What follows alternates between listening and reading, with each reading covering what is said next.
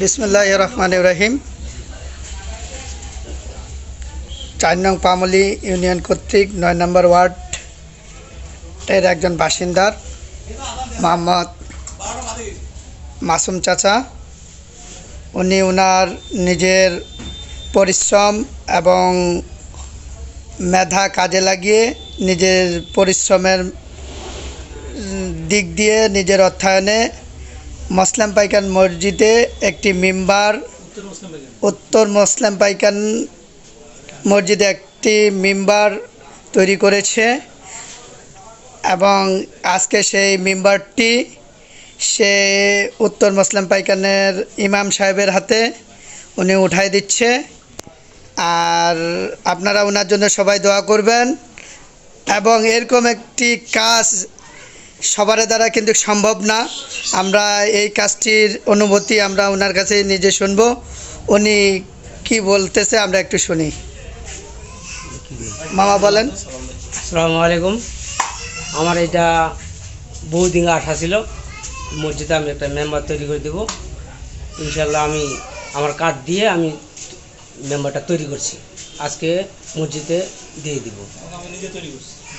আমি এখন নিজে তৈরি করছি, নিজে রং করছি, নিজে সম্পূর্ণ নিজে করছি আর কি। আমি হুজুর, উনি যে এত পরিশ্রম এত মেহনত করে যে উনি এই জিনিসটা তৈরি করেছে, আপনি এই প্রসঙ্গে কিছু বলেন ওই মসজিদের ইমাম সাহেব হিসাবে। আসসালামু আলাইকুম রহমতুল্লাহ।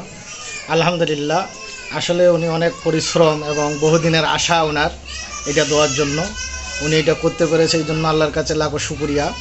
এই মহান আল্লাহ সুবহানাহু ওয়া তাআলা যেন এর যা তারপর কালিম জিন্দেগিতে আল্লাহ দেয়, আর এটা যতদিন থাকবে আল্লাহ যেন তার আমল নামায় এরকম ছোঁয়াব দিতে থাকে এবং উনি যে উদ্দেশ্য করে দিয়েছে আল্লাহ তাআলা তার মনের আশাগুলোকে যেন পূর্ণ করে। আলহামদুলিল্লাহ। তুই একটু ধর আমি একটু বলি।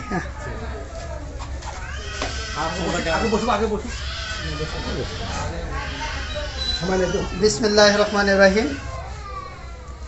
আসলে আমাদের ৯ নম্বর ওয়ার্ডের একজন গ্রামবাসী, উত্তর মুসলিম পাইকান এর একজন সন্তান, আমার শ্রদ্ধাভাজন চাচা,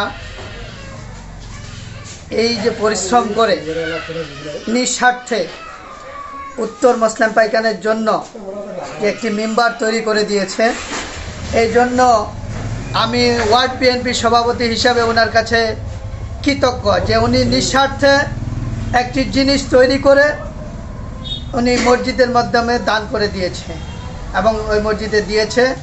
আপনারা ওনার জন্য দোয়া করবেন এবং ওনাকে যেন আল্লাহ তাআলা এই জাযাটা কাল কিয়ামতের দিন আল্লাহ তাআলা যেন ওনাকে দেয়, এই আশা ব্যক্ত করে আমি আমার মাসুম চাচার জন্য দোয়া চেয়ে, আমি সবাইয়ের জন্য দোয়া চেয়ে আপনাদের কাছ থেকে দোয়া চাচ্ছি। মাসুম চাচা যেন এরকম সেবামূলক কাজ, মসজিদ ভিত্তিক কাজ আরও বেশি বেশি করতে পারে, এই আশা ব্যক্ত করে আমি আমার সংক্ষিপ্ত বক্তব্য এখানে শেষ করছি। আসসালামু আলাইকুম ওয়া রাহমাতুল্লাহি ওয়া বারাকাতুহু।